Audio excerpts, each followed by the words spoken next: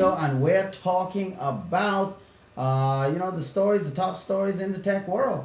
And right now we're heading to a news story that we're talking about, and it's definitely something that I think most people are going to be interested in. So let's get right into it, and let's talk about it to see if this is something that people want to know, because definitely on Tech Pulse, you want to know. Now, according to SlashGear, Sony has come out with, they're coming out with later this month, and so far, it only seems like it's coming out in Europe. So I don't know if the reason is because of slowing U.S. interest, but according to SlashGear, in Europe, Sony is coming out with the Walkman E580 and E380, and it's a take on Apple's iPod Nano. Now, the MP3 market hasn't been big for a long time. Now, more and more people may be relying on their smartphones for portable entertainment, but Sony isn't willing to leave even a shrinking PMP market to Apple's iPod. Hence, the new E-Series Walkman range. The Walkman E580 and the Walkman E380 each support music, video, and photo playback, with the E580 having a 2-inch display and good battery life up to 77 hours of continuous use. That's 3 days of continuous use, while the smaller E380 series scales it down to 1.77-inch screen and only up to 30 hours of runtime. Now, the Walkman E580, effectively an iPod Nano alternative, comes in 8 and 16 gigabyte capacities, good for up to 3,700 tracks. It will play MP3s, WMAs, linear PCMs, AACs, HEAAC, and FLAC, and Apple lossless audio, and AVC, MPEG-4, and WMV9 video, and comes with a set of MDR-NC31 noise-canceling earphones. Now, they work with Sony's own clear bass, clear stereo, and clear phase digital processing, as well as virtual phones technology, otherwise known as VPT, which is basically the company's attempt at modeling different environments, such as recording a studio or a club. As for the Sony Walkman E380, that's the smaller version, coming in at 4 to 8 gigabyte capacities for up to 1,950 tracks. It'll play about 4 hours of video, though only supports WMV9 audio support, misses out on the HEAAC and FLAC and Apple lossless of its bigger sibling. Now, it also gets a more mundane pair of bundled headphones, though Sony does at least throw in an FM radio inside. Listeners can get clear bass and clear stereo processing. Both Sony Walkman NWZ E580 and the Walkman NWZ E380 will go on sale in Europe later this month, with no pricing yet to be announced. Now, I don't know why Sony is still bothering with these MP3s and stuff like that. Most people are using their smartphones. I mean, Jaden, your classmates, your friends, do they listen? Matter of fact, do your friends listen to music? Yeah, a lot of them. They listen to a lot of music. Do they listen to it on their phones, tablets, or do they have, like, an MP3 player? Do you even know what an MP3 player is? I do. I used to have one. You used to have an MP3 player? Used to. What happened to it? I just didn't use it no more. You just don't use it. So, if you do listen to music, what do you listen to? In your tablet? Probably. Probably your tablet. Do your friends have, like, smartphones, stuff like that? Everyone in my class has, like, a tablet, an iPhone. Or stuff like that. So, if they're listening to music, it's going to come through one of those, right? Yeah. Yeah. So, same with you, Xavier? Is your classmates same thing? Do they have a dedicated MP3 player like an iPod, or do they just have like iPads and then a smartphone? They have iPads and smartphones. They don't They don't even talk about MP3 players anymore. So that's not even used anywhere in your generation. So that's what I'm saying. So I can't understand why Sony would invest money to take on Apple's iPod Nano, and that is clearly a dying and shrinking market. As a matter of fact, Apple's iPod division barely sells any units. They barely sell. Apple doesn't make very much money off of their iPad. Their big money makers are the iPad and the iPhone. That's Apple's big money makers right there. Even their MacBook Pro doesn't really garner a lot of money as far as sales. But definitely the iPod and the iPod Mini and stuff like that, those things are not they're not big on sales right now. So for Sony to waste money, in my opinion, trying to take on Apple's iPad and iPod Mini, it's no wonder that this thing is being released only in Europe. I think that's to me that's a waste of. I mean, these things can't be that expensive to create. So maybe they're figuring that they can. And this is the two. This is the E580 and the E380 right here, respectively.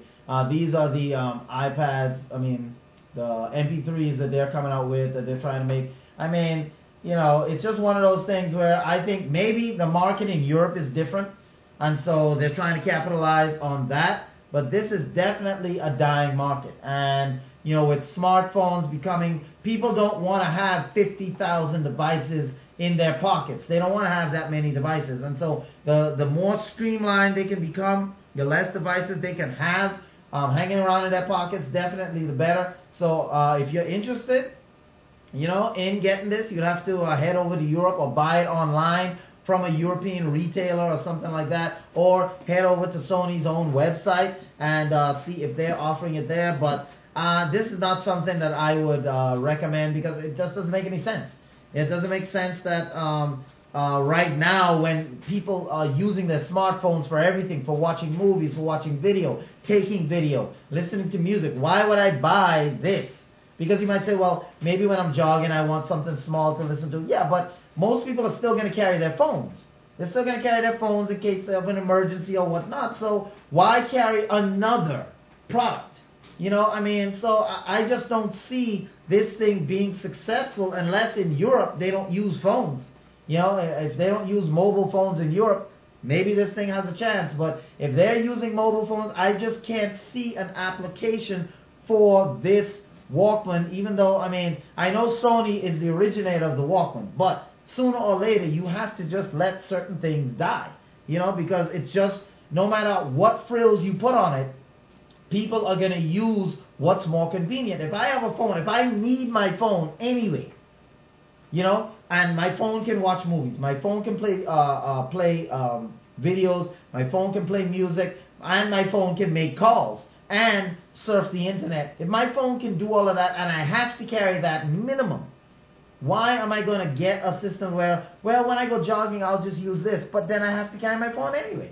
So I just don't see that this is going to be a big seller. Even in Europe, I don't see this being a big seller, and I think definitely it's decisions like this that I can understand sometimes why Sony loses a lot of money in their electronic division, because this, to me, this is just a waste of time for Sony to come out with something like this. But hey, they're the electronic giants, not me, But speaking of other companies trying to, speaking of things that might seem like a waste of time, many of you may not have heard of a company called Yelp.